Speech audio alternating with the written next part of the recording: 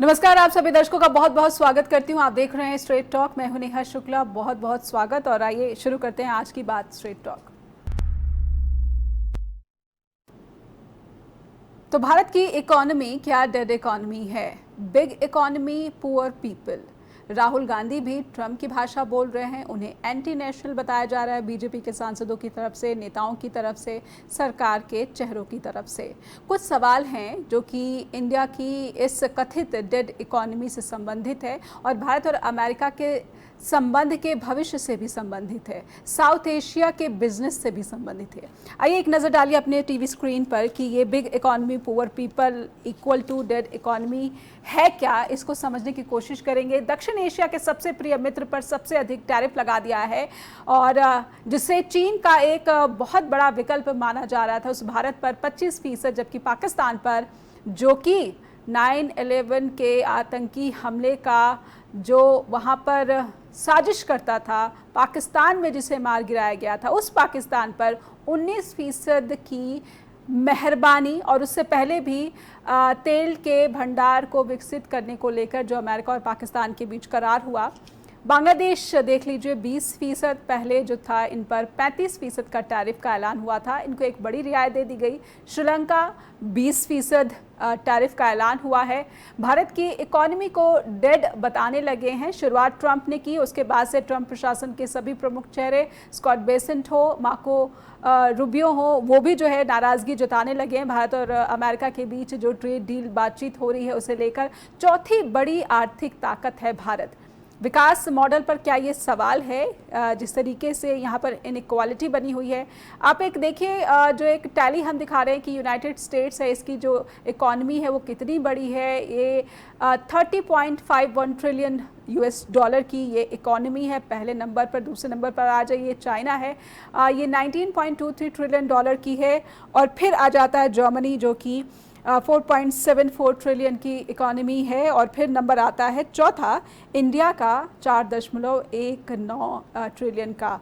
तो ये टैली हमने इसलिए रखा है। उसके बाद जापान, जिससे कि कुछ समय पहले ही इसको पीछे किया है भारत ने, जो कि मार्जिनली ही कहा जा सकता है कि इकॉनमी आगे है। तो डेड इकॉनमी है। तो ट्रंप इस बात को क्यों कह रहे हैं, जबकि ये जो आंकड़े हैं ये दुनिया के टॉप देशों के हम अपने दर्शकों के सामने रख रहे हैं।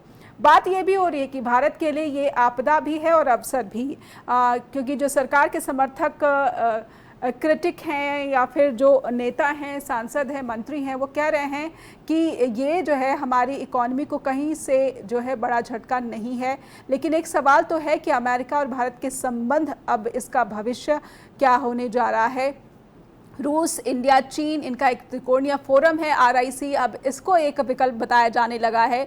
रूस लंबे समय से इसे पुश कर रहा है, चीन भी इसका समर्थन कर रहा है, लेकिन जो भारत की स्थिति है वो कहीं ना कहीं इस पर डवाडोल रही है। वो इससे अपने आप को अलग थलग रखने की कोशिश करता हुआ ही दिखता है। इस पर किस तरह के निर्णायक स्टेटमेंट अभी तक भारत की तरफ से नहीं आया है। हमारे साथ आज जो पैनल जुड़ चुका है उनका स्वागत कर लेते हैं। हमारे साथ इकोनॉमिस्ट चंडीगढ़ से जुड़ रहे हैं हरविंदर सिंह, हमारे साथ वरिष्ठ पत्रकार दिल्ली से जुड़ रहे हैं आलोक भदौरिया, और वरिष्ठ पत्रकार जमशेदपुर से जुड़ रहे हैं सौमित्र रॉय। आप सभी का बहुत बहुत स्वागत करती हूँ। और शुरुआत में हरविंदर सर आपसे ही कर लेती हूँ।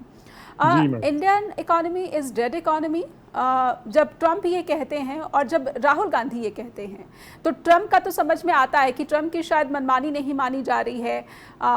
वो एग्रीकल्चर, डेयरी जैसे फील्ड में यहाँ पर आना चाहते हैं, लेकिन भारत सरकार इस पर अड़ा है, सर जो अपने राष्ट्र हित है उसकी दुहाई दे रही है।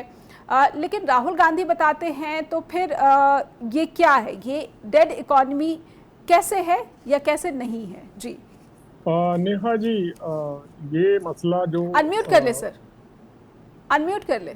जी जी जी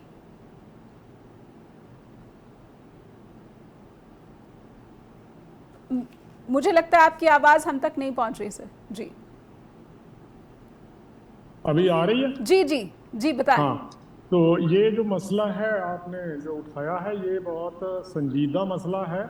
और ये मैं समझता हूँ कि जो स्टेटमेंट है बहुत जो दुखदाई स्टेटमेंट है कि ये डेड इकोनॉमी है इंडिया की। और ये जो अटैक है ये सिर्फ जो मोदी सरकार पर या मोदी साहब पर नहीं है, ये एक देश के ऊपर अटैक किया गया है, जो समझता हूँ मैं बिल्कुल गलत है। हमने आज़ादी से लेकर आज तक जो अचीवमेंट की हैं आज़ादी में, उसमें बहुत सी पार्टियों ने लीड किया है इंडिया को, और हमने ये साबित किया है कि हम डेफिसिट इकोनॉमी से सेल्फ रिलायंट इकोनॉमी बने हैं और हमने बहुत से शोबों में तरक्की की है।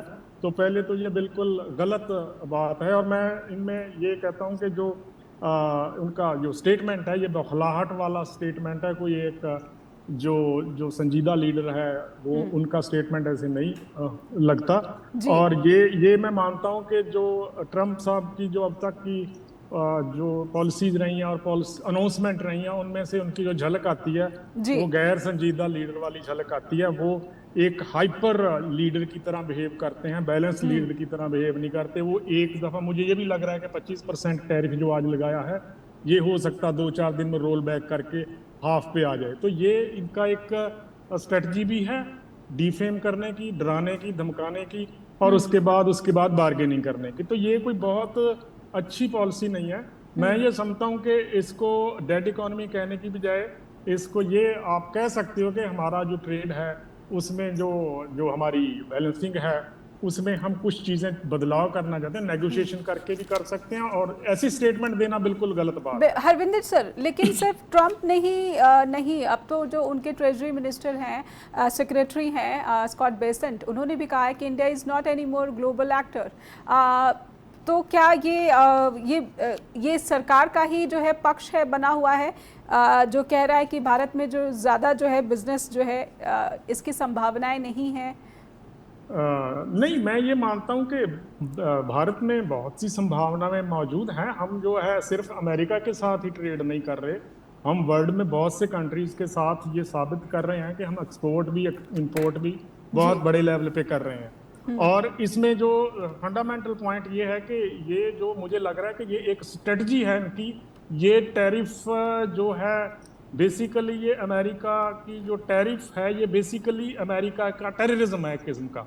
ये आप इसको टैरिफ वार को मैं तो ये कहूंगा कि आप जो पॉलिटिक्स है आपकी या पॉलिटिक्स है उसको इन्फ्लुएंस करने का एक टूल है।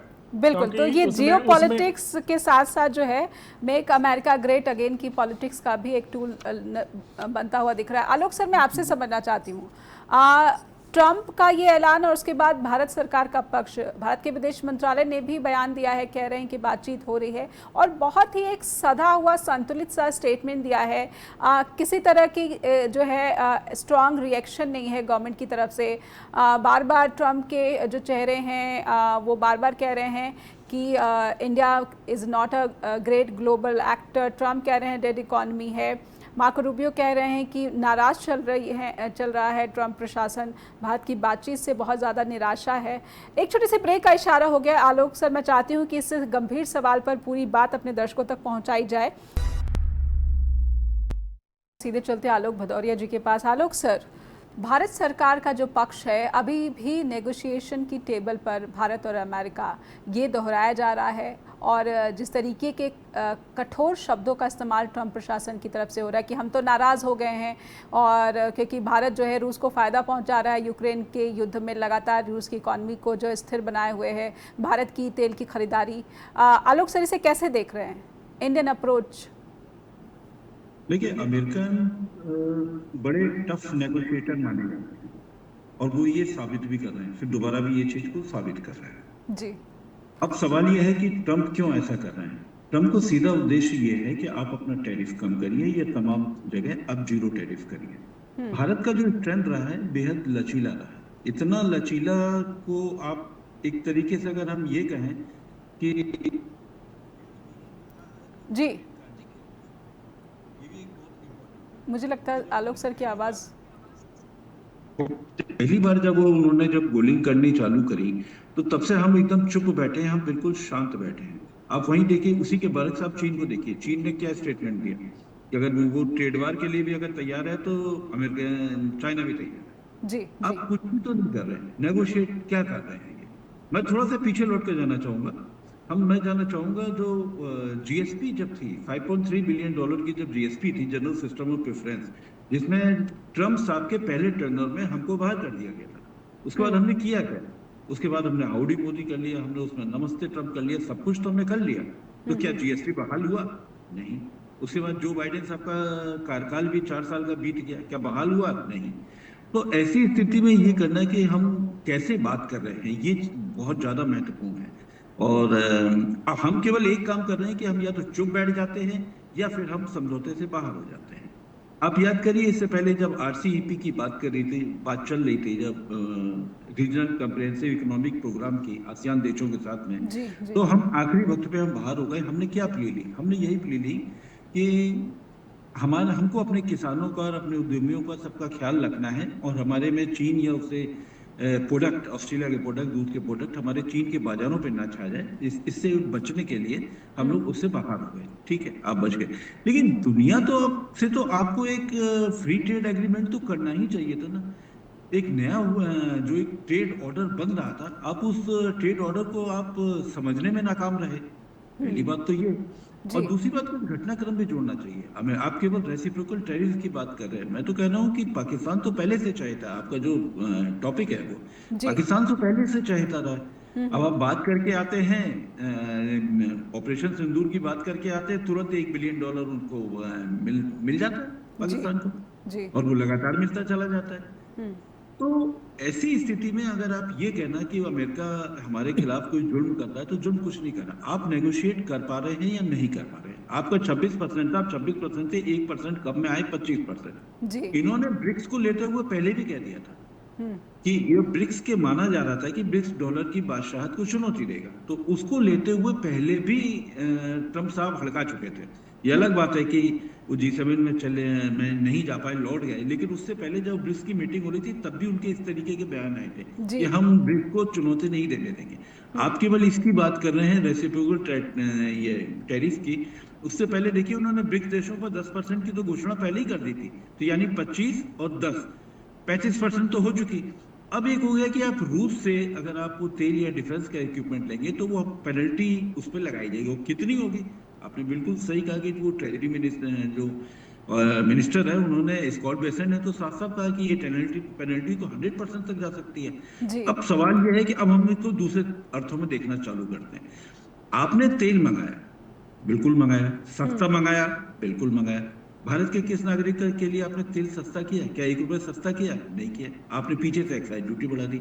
अभी बीच में आपका ये अप्रैल मई में आपका ये फिर ये तेल का कम हुआ था, आपने चुपके से फिर ₹2 बढ़ा दिए। तो आप इकोनॉमी को खड़ा नहीं कर रहे हो, और आप इस मुगालते में हैं कि अगर हम लोग इंटरनल आंतरिक खपत को पर अगर हम आश्रित हो जाएंगे तो इकोनॉमी में हम बच जाएंगे। नहीं बच सकते। दुनिया में जो इकोनॉमी की जो रफ्तार है, जो दलदल में फंस रही है, उससे हम नहीं बच सकते केवल आंतरिक खपत पे। हमको एक एक्सपोर्ट ओरिएंटेड एक रवैया अपनाना पड़ेगा, अपनी नीतियां भी वैसी बनानी पड़ेंगी। अभी मैं एक और कहूंगा फर्स्ट राउंड के लिए, अभी यूरोपियन यूनियन की जब बैठक चल रही थी भारत के साथ में ट्रेड को लेते हुए, तो उन्होंने एक चीज सबसे प्रमुख कही थी कि भारत को एक जो पॉलिसी जो अनसर्टेनिटी है, इससे बचना चाहिए, तभी एफडीआई आएगा मैन्युफैक्चरिंग में। ये बहुत इंपॉर्टेंट स्टेटमेंट है ईयू का, इसको हम नजरअंदाज नहीं कर सकते। इसका मतलब क्या है? दुनिया के सामने सबसे बड़ी चुनौती क्या भी आ रही है कि आप नीतियों में निरंतरता हो। चाइना के पास निवेश मिला तो इसलिए नहीं मिला कि उसके पास स्पीड अच्छी थी, उसके पास स्केल बहुत अच्छा था, उसके पास इंफ्रास्ट्रक्चर बहुत अच्छा था, बहुत ज्यादा उसके पास क्वालिफाइड इंजीनियर से, टेक्नीशियन थे। बात इससे नहीं बनी। बात यह है कि वहां पर एक नीतियों की निरंतरता है। आपके यहाँ वॉलमार्ट आता है, फ्लिपकार्ट आता है, अपने खेल बदल देते हैं। अब हमेशा खेल के नियम बदल देते हैं, कभी किसको फायदे के लिए पहुंचाने के लिए काम कर देते हैं। अभी आप देखिए रूस के तेल, रूस से हमने सस्ता तेल लिया, हम अपनी देश की संप्रभुता से समझौता नहीं करेंगे, बिल्कुल सही स्टैंड है। लेकिन उस तेल का फायदा मिला देश को? नहीं। फायदा किसको मिला? फायदा मिला एक कंपनी है गुजरात की, एक बड़ी, वर्ल्ड की सबसे बड़ी रिफाइनरी है, उसने तो उस तेल का सबसे ज्यादा निर्यात तो उसी ने कमाया, यूरोप को सप्लाई करी उसी ने कमाया। नाम ले लीजिए, रिलायंस से बात कर रहा हूँ मैं डाटा के साथ, तो रिलायंस ने तो सबसे ज्यादा वहां से मुनाफा कमाया। रूस से तेल लिया, प्रोसेस किया और उसके बाद में उसको एक्सपोर्ट कर दिया। तो सवाल है देश को क्या मिला? बिल्कुल बिल्कुल। सवाल तो कई बने हुए हैं। एक छोटा सा ब्रेक लूँगी मैं यहाँ पर, सौमित्र सर से भी इस पर जो है विस्तृत बातचीत करनी ज़रूरी है कि फिर जो है भारत के सामने क्या रास्ता है। 25% लेकिन 7 अगस्त से ये लागू होगा, तो ये जो समय मिला है और भारत का जो ताज़ा बयान है वो कह रहा है कि भारत और अमेरिका के बीच तो ट्रेड डील पर बातचीत हो रही है, हालांकि उन कठोर शब्दों का भारत ने किसी तरीके से कोई जवाब नहीं दिया है, कोई प्रतिक्रिया नहीं दी है, उसको नज़रअंदाज किया गया है। तो ये क्या बिजनेस के लिए ज़रूरी है? भारत के सम्मान की बात आए तो फिर ये कहाँ खड़ा होता है स्टैंड भारत का? फिर से स्वागत करते हैं अपने दर्शकों का। स्ट्रेट टॉक देख रहे हैं आप और सौमित्र सर के पास लेकर चलते हैं। सौमित्र सर, भारत की निरंतरता की बात हो रही है, भारत पर ट्रेड के भरोसे की बात हो रही है, भारत के ट्रेड डील के तरीकों पर बात हो रही है। क्या यही वजह है कि उनकी खिज बढ़ गई ट्रंप प्रशासन की, राष्ट्रपति की, जिसकी वजह से साउथ एशिया में सबसे ज़्यादा टैरिफ जो है लगा दिया गया? बांग्लादेश में देखिए आप, वहाँ पर 20% टैरिफ लगाया गया है, 19% पाकिस्तान पर लगाया गया है। और जितने कॉम्पिटिटर्स हैं इंडिया के, अगर मैं देखूं कि अगर एक्सपोर्ट के सेक्टर के लिए इंडोनेशिया है, साउथ कोरिया हैं, इन सभी पे जो है एक अच्छी खासी जो है कह सकते हैं कि नरमी मेहरबानी बढ़ती गई है। सौमित्र सर। नेहा जी, मैं आपसे थोड़ा सा समय लूंगा अपनी बात को कहने के लिए कि जो पहला सवाल था आपका कि डेड इकोनॉमी क्या है जी, और क्यों ट्रंप जो है डेड इकोनॉमी की बात कर रहे हैं और उनका मकसद क्या है। इस बात पर मुझे लगता है कि अभी तक कोई स्पष्ट जवाब नहीं मिल पाया है। चौथी अर्थव्यवस्था जो आपने ग्राफिक्स में दिखाया, दुनिया की चौथी अर्थव्यवस्था, और अभी ये हुई नहीं है। जापान अभी भी हमसे आगे है, ये नेक्स्ट ईयर या दिसंबर तक ये हम चौथी अर्थव्यवस्था हो जाएंगे। लेकिन दुनिया की चौथी इकोनॉमी में कितनी असमानता है, ये कल भी बात हुई थी। जो टॉप 1% है या टॉप 10% है, उनके पास में कितना जीडीपी है, कितने रिसोर्सेस हैं। हमारा जो 90% जो हमारी पॉपुलेशन है वो किस तरीके से नीचे गरीबी में घुसती जा रही है। हमारे जो 70% जो पॉपुलेशन है वो 161 रुपए पे अपना जिंदगी ये रोज गुजार रही है। 7 करोड़ लोग हमारे, 61 रुपए की उनकी रोज की आमदनी है। तो हम जो बात कर रहे हैं कि हम चौथी अर्थव्यवस्था है और इसका हम डंका पीट रहे हैं पहले ही दिन से। जी, तो है उसको शायद मेरे ख्याल से ट्रंप ने उसको एक पॉइंट आउट किया है कि you are a dead economy. तो अब हमको ये स्वीकार करना है या नहीं करना है, ये हमारे ऊपर है। लेकिन मेरा जो मानना है कि ये डेड इकोनॉमी की बात जो है वो इंडिया को ब्रिक्स से अलग करने की बात है, क्योंकि 2026 में इंडिया को ब्रिक्स की प्रेसिडेंसी मिलने वाली है। तो अब जो ट्रंप प्रशासन है वो चाहता है कि भारत उस डी डॉलराइजेशन से बाहर आए, भारत उस ट्रैप से बाहर आए जो चाइना ने पूरा का पूरा बिछाया हुआ है। तो एक पुश है इंडिया पर, दबाव बनाने की कोशिश है, इसीलिए सबसे ज्यादा हमारे ऊपर टैरिफ भी लगा हुआ है आसियान कंट्रीज या ब्रिक्स के जो मेंबर्स हैं उनकी तुलना में। लेकिन जो साथ में एक और बात है कि रशिया से जो तेल खरीद रहे हैं और उस पे जो पेनल्टी लगनी है वो 100% तक जा सकती है, और यूएस के ट्रेजरी सेक्रेटरी ने ये बात लेकिन जी, असमंजस है। आज भी अगर आप देखें, आज का जो एमईए का स्टेटमेंट है उसमें भी असमंजस है। ना वो स्वीकार कर रहे हैं, ना वो डिनाई कर रहे हैं। वो कह रहे हैं कि हम बातचीत करेंगे। ऑयल की परचेस को लेके भी उन्होंने कहा है कि हम तो मार्केट और वर्ल्ड की कंडीशन को देख के हम अपना फैसला तय करते हैं। तो एक असमंजस है, और ये लगातार यूएस की बातचीत में, चाहे वो पीयूष गोयल हो या चाहे हमारे कॉमर्स सेक्रेटरी हो, वो जब भी जाके इस तरीके की बातचीत वो करके आ रहे हैं, ये देश को नहीं बताया जा रहा है कि क्या बातचीत हुई, किन टर्म्स पे बातचीत हुई, क्या हमसे ये उन्होंने शर्तें ली हैं, उनकी क्या शर्तें हैं, हम क्या मानेंगे, हम क्या नहीं मानेंगे, एक जो बॉर्डर लाइन है वो क्या है, कुछ भी नहीं मालूम है इस इंडिया की जनता को। लेकिन तो जो बातचीत हो रही है उससे ये बहुत साफ दिख रहा है कि जी, उसमें ये बहुत साफ दिख रहा है कि कहीं ना कहीं हम निगोशिएट नहीं कर पा रहे हैं। और इस बात को जो इनके जो ट्रेजरी सेक्रेटरी हैं उन्होंने कहा है, और इसके पहले भी यही बात आई है कि जो उनकी टीम है, अमेरिका की टीम है, वो बहुत निराश है कि भारत की जो बातचीत का तरीका है। तो मेरा बस इतना कहना है कि हमारे पास में अब रास्ते क्या हैं, हमको ये सोचना पड़ेगा कि हमारे पास में अब आगे रास्ते क्या हैं। क्या हम ब्रिक्स के ब्लॉक्स में जाएंगे, या हम जो रूस से जो अभी रुपए में तेल का जो परचेस करते हैं, क्या हम उस रुपए में हम अपनी डीलिंग करेंगे, अपना जो ट्रेड करेंगे, जी। या फिर हम आसियान के ब्लॉक्स के साथ में नए जो रिश्ते हैं वो हम उसको करेंगे, या फिर हम ईयू के ब्लॉक्स में जाएंगे, वहां पे जो है ट्रेड डील करेंगे या एफटीए करेंगे। तो हमको ये अभी तय करना है, और ये तय तभी हो पाएगा जब हम अपनी फॉरेन पॉलिसी को शिफ्ट करेंगे। अब जी, मुझे लगता है सौमित्र सर की आवाज़ तकनीक संबंधी समस्या की वजह से टूट रही है। जी, आपने विदेश नीति का जिक्र किया सौमित्र सर, तो क्या विदेश नीति को रीशेप किया जाना इतना आसान है कि रातों रात हो जाए और 7 अगस्त तक ये हो सकती है? हरविंदर सर, जी। जिन देशों के साथ भारत की प्रतिस्पर्धा रही है अंतर्राष्ट्रीय बाजार में, उन देशों पर तो बहुत नरमी दिखाई है राष्ट्रपति ट्रंप ने। बांग्लादेश, कपड़ा उद्योग को देख लीजिए, अगर बांग्लादेश को रियायत दे दी गई है तो हम यहाँ पर भी मार खा रहे हैं। इंडोनेशिया को रियायत दे दी गई है, वियतनाम को रियायत दे दी गई है। तो भारत की तो ना सिर्फ भारत पर जो है टैरिफ लगाया गया है, बल्कि भारत की प्रतिस्पर्धा भी कमज़ोर रहे, इसका भी ध्यान ट्रंप प्रशासन ने रखा है। इसको कितनी गंभीर चुनौती देख रहे हैं?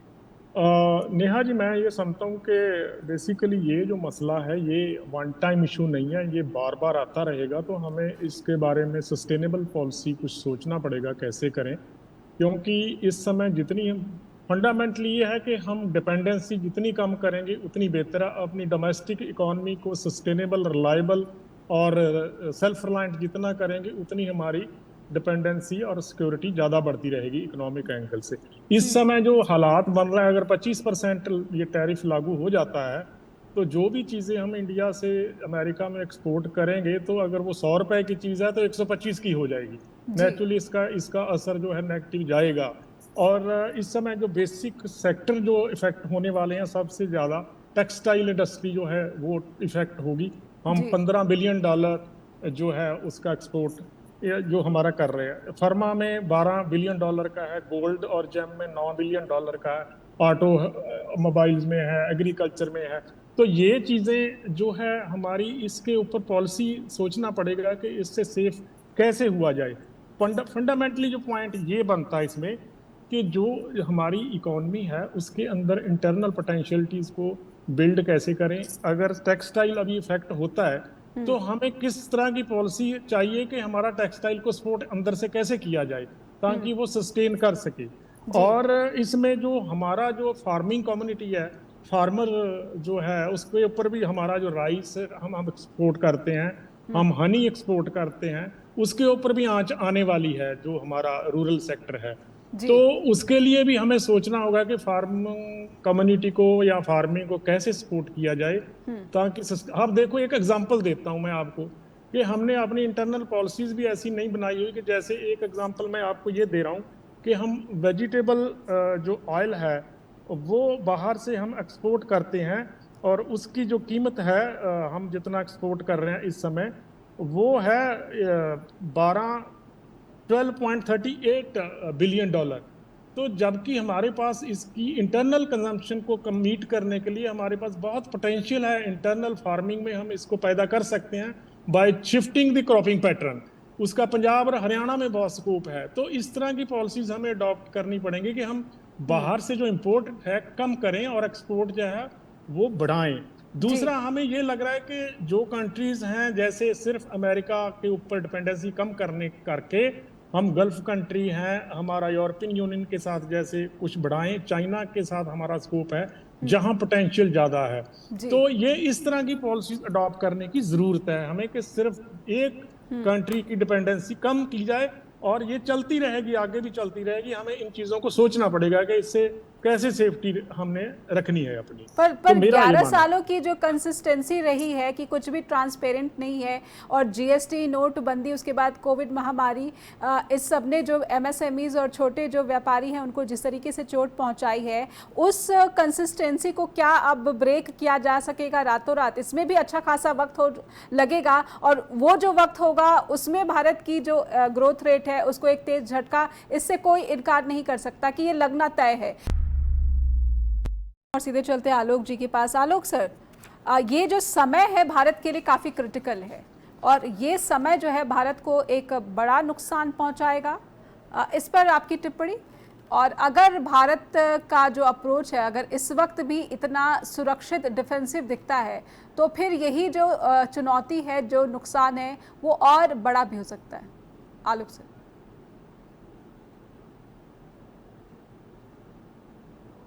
देखिए, नुकसान तो होगा, थोड़ा नुकसान होगा निश्चित तौर पे, लेकिन ये ऐसा कहें कि बहुत बुरी तरीके से अर्थव्यवस्था ढह जाएगी या एकदम बहुत नीचे चली जाएगी, मैं इसको इसलिए नहीं मानता क्योंकि तमाम देशों पे उन्होंने रेसिप्रोकल टैरिफ लगा दिया है। बात केवल 25 और 10 या 35% की है।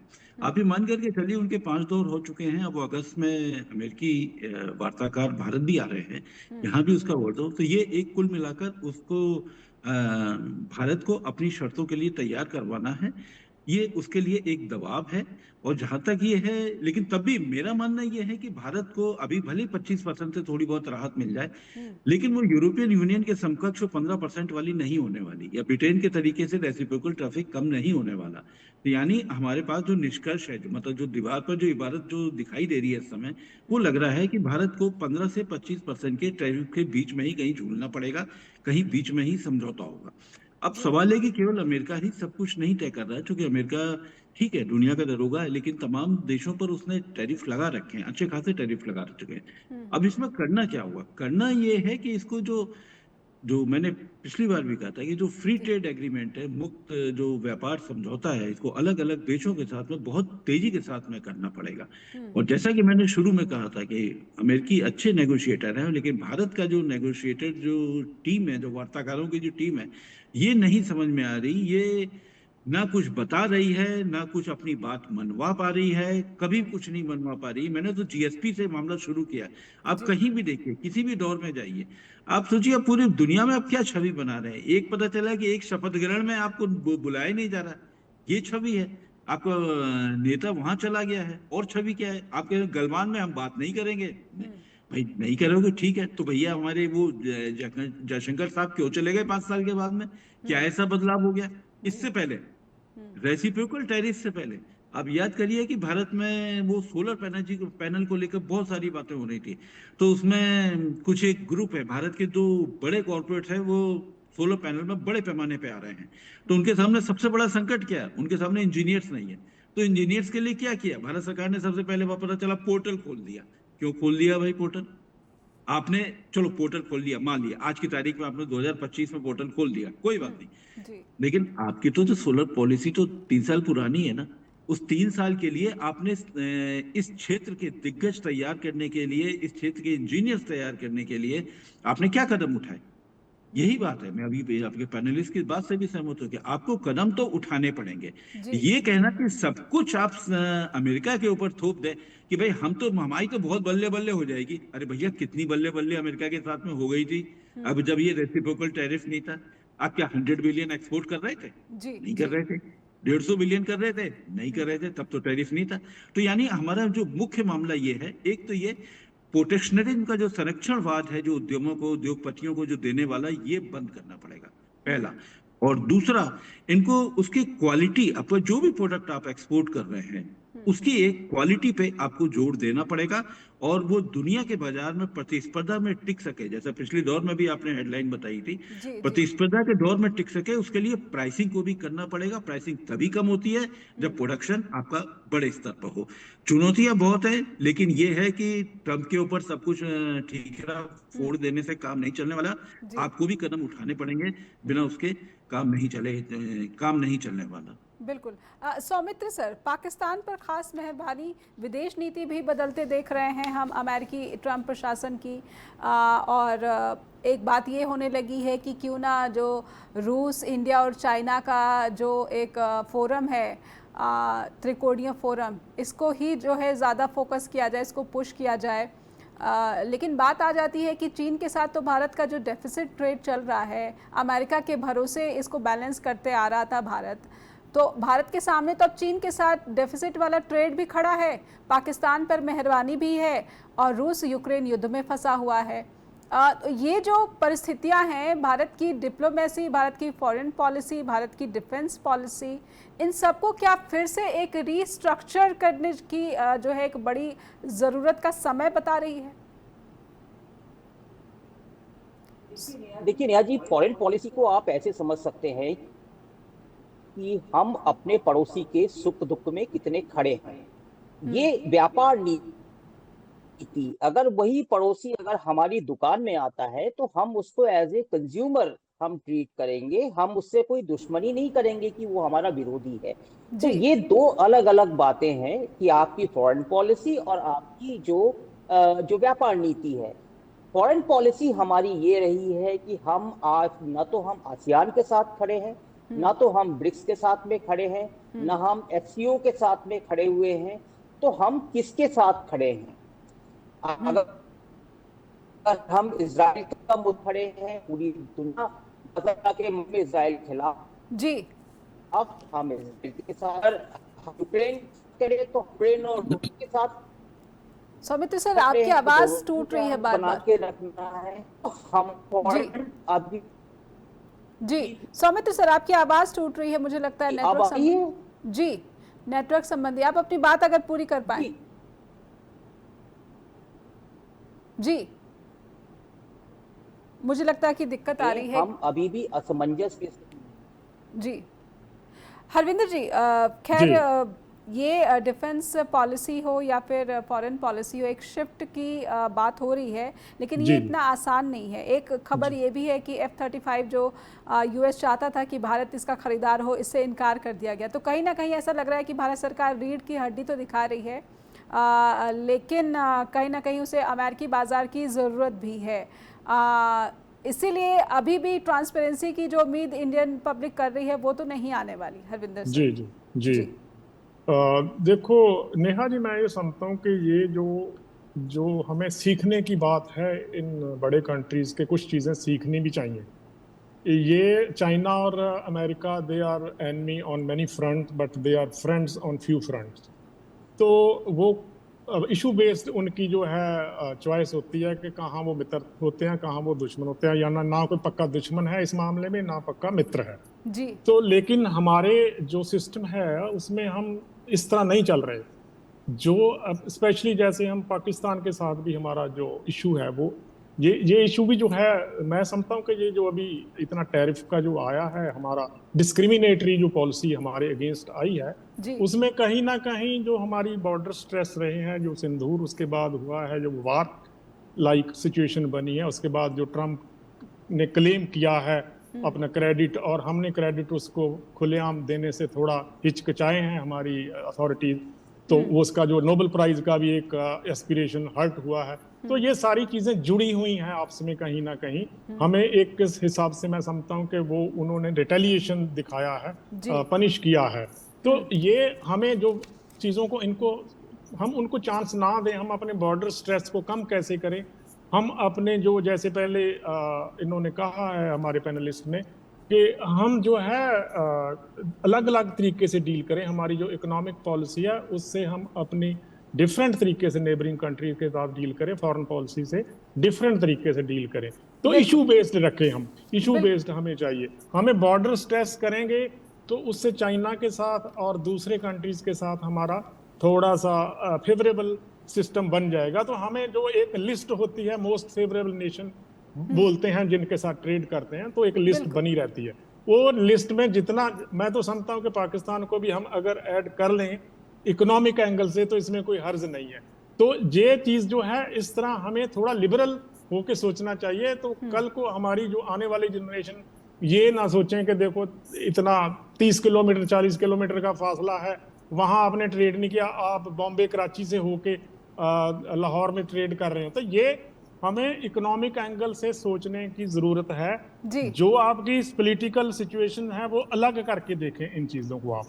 तो मैं ये इस वक्त मानता हूं आप कि ये हमें सजेस्ट कर रहे हैं कि भारत सरकार को अपनी पॉलिटिकल पॉलिसीज और जो बिजनेस पॉलिसीज है अभी जो है अलग अलग रखनी चाहिए, रखनी जी पड़ेगी। बिल्कुल, आलोक बिल्कुल। सर, एक अंतिम टिप्पणी लेना चाहती हूँ कि ये दुविधा तो भारत के सामने फिलहाल बनी हुई है, लेकिन आप सजेस्ट क्या करेंगे कि ये इनइक्वालिटी को ख़त्म करने पर जोर दे गवर्नमेंट? ये क्या संभव है?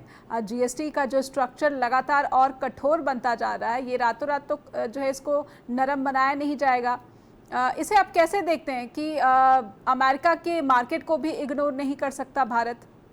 जी, बात सही है कि अमेरिका के मार्केट को आप बिल्कुल इग्नोर नहीं कर सकते, बिल्कुल सही है। लेकिन चुनौतियां केवल आपके सामने ही नहीं है, बाकी देशों के ऊपर भी टैरिफ लगा हुआ है, चुनौतियां उनके सामने भी है। जी, एक आपकी जो नौकरशाही है उसको थोड़ा सा सुधारना पड़ेगा। अभी तो हम लोग केवल एक उसकी बात कर रहे हैं, टैरिफ की बात कर रहे हैं। अभी मुझे लग रहा है सबसे महत्वपूर्ण एक जो दूसरा हिस्सा जो जो दूसरे चरण में जो वार्ता अटकेगी, जो हम लोगों के विकास में भी जो बाधा बनेगी, वो आ रहा है नॉन टैरिफ बैरियर।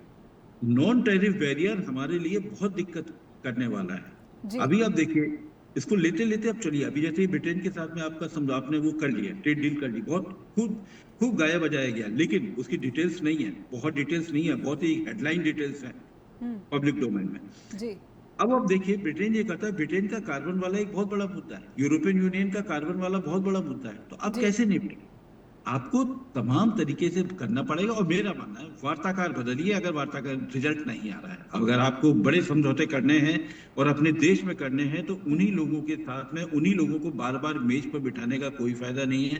क्योंकि आपका चैनल पंजाब से निकलता है, तो मैं कहूंगा कि जैसे वो पंजाब के साथ में बार बार वो किसान आंदोलन में बात की जा रही थी, होता कुछ नहीं था, बात की जा रही थी, केवल फोटो हो रहे थे। जैसे अभी आपके पैनलिस्ट ने भी बिल्कुल कहा कि लौट के आते पता ही नहीं चलता क्या बात हुई, किन मुद्दों पे मामला अटक रहा है, इस पे भी कोई बात नहीं हो रही है। जी। तो अब कौन कौन आपके दिग्गज बातचीत में शामिल हो रहे हैं ये भी नहीं पता चलता है।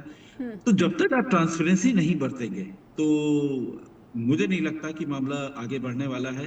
अब भारत में आकर आप अमेजोन और इसको सबको कुछ भी धमकाते हैं, हमारे कॉमर्स मिनिस्टर कुछ भी एक लिखते हैं 5 जन अब ये धमकी वाला अप्रोच जो है ये छोड़ना पड़ेगा और बिजनेस डील को आपको करना पड़ेगा। कुछ ले दे के बात बनती है, नेगोशिएट करना पड़ेगा। आप नेगोशिएट नहीं कर पा रहे हैं, आप अपनी कौन सी मजबूती है वो नहीं दे पा रहे हैं। आप सिर्फ इस भरोसे पर टिके हुए हैं, सिर्फ इस भरोसे पर टिके हैं कि ट्रंप कम कर देगा, और दूसरा हम दुनिया के सबसे बड़े उपभोक्ता हैं तो लोग हमारे हिसाब से चलेंगे। लोग अगर हमारे हिसाब से चल रहे होते तो राफेल की टेक्नोलॉजी तो आपको मिल जाती ना, नहीं मिली ना। जी, तो सवाल ये भी तो ऑपरेशन सिंदूर ने भारत को कहीं ना कहीं आज इस मोड़ पर ला खड़ा किया है कि कुछ फैसले ऐसे हुए जिसकी जो है उस गलती को ना स्वीकारा गया, ना सुधारने की कोशिश ही हुई है। बहुत बहुत धन्यवाद करना चाहूँगी सौमित्र सर आपका भी, आलोक सर आपका भी, और हरविंदर सर आपका भी कि आपने समय दिया स्ट्रेट टॉक के मंच से जुड़े। दर्शकों से अनुरोध करना चाहती हूँ कि भारत की इकॉनमी से जुड़ी जो भी तमाम बातें ट्रंप प्रशासन की तरफ से कही जा रही हैं, आप उन्हें लेकर क्या ख्याल रखते हैं, क्या विचार रखते हैं, हम तक ज़रूर पहुंचाएं, लिखें info@justbroadcasting.com या फिर neha@justbroadcasting.com पर भी। बहुत बहुत धन्यवाद।